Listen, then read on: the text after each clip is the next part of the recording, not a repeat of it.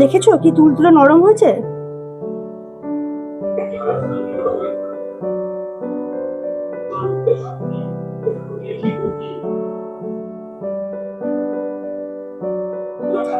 এটা কিন্তু পুরোটাই ক্যাডবেরি।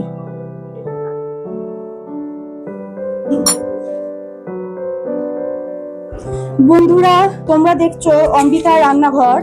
আজকে বানাচ্ছি হট চকলেট রসগোল্লা। নিয়ে নিয়েছি এখানে হাফ কিলোর মতো ছানা।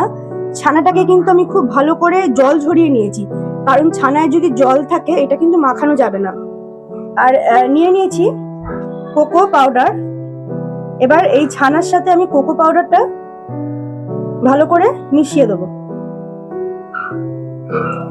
আর দিয়ে ছানা আর কোকো পাউডারটা কিন্তু খুব ভালো করে ময়দা যেভাবে মাখা হয় সেইভাবে কিন্তু মেখে নিতে হবে। খুব ভালো করে এটাকে পুরো একদম ময়দা মাখার মতো এটাকে মেখে নিতে হবে।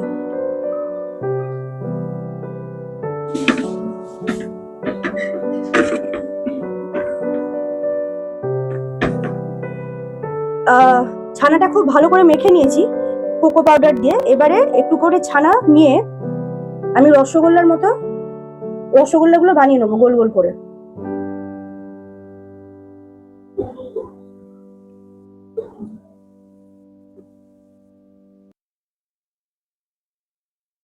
হুম,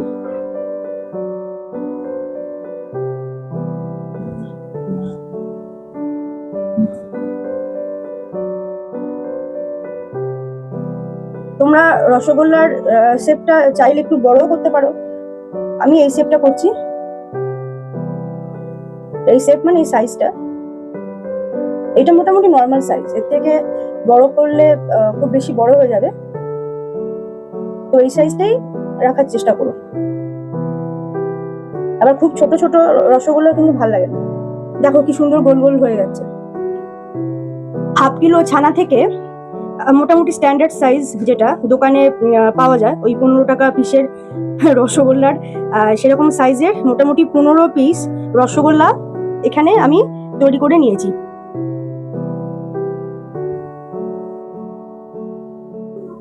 এবারে চিনির শিরাটা করবার জন্য আমি এখানে একটা ফ্রাইং প্যান নিয়ে নিয়েছি, ডিপ ফ্রাইং প্যান।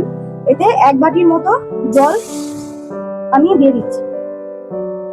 1 বাটি না, এখানে যেহেতু 15 পিসের মতো রসগোল্লা আছে, আমি এখানে প্রায় 1.5 বাটির মতো জল দিয়ে দেবো।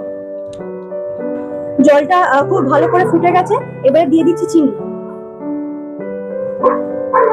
রসগোল্লার রস কিন্তু খুব বেশি মোটা হবে না, একটু পাতলাই হবে।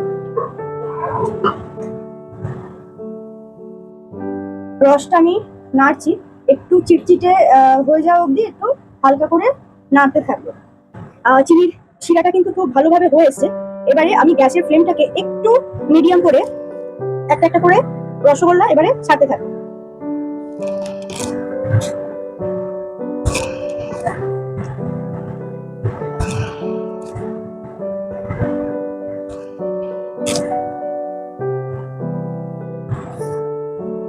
রসগোল্লাগুলো কিন্তু খুব ভালোভাবে ফুটছে, আর অল্প অল্প আস্তে আস্তে ফুলতে শুরু করেছে।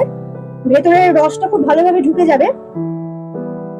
রসগোল্লা বানানোর এই সময়টা আমার সবচেয়ে বেশি ভালো লাগে, এই রসগোল্লাগুলো। আর আস্তে আস্তে আমি এটাকে নাড়তে থাকবো যাতে রসগোল্লাগুলো ভেঙে না যায়, আর রসটা যাতে খুব ভালোভাবে রসগোল্লার মধ্যে ঢুকে যায়।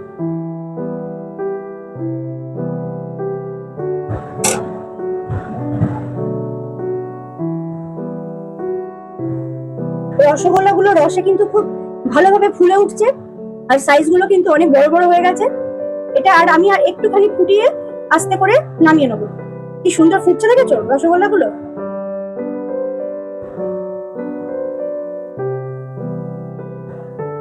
রসগোল্লাগুলো কিন্তু খুব ভালোভাবে ফুটে গেছে।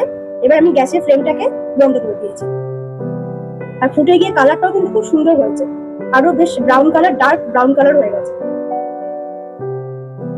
এবারে ওপর থেকে দিয়ে দিচ্ছি আমি চকলেট সিরাপ।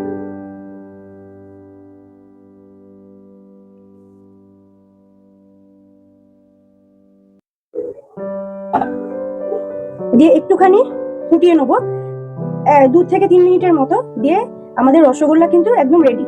এটা হট চকলেট রসগোল্লা।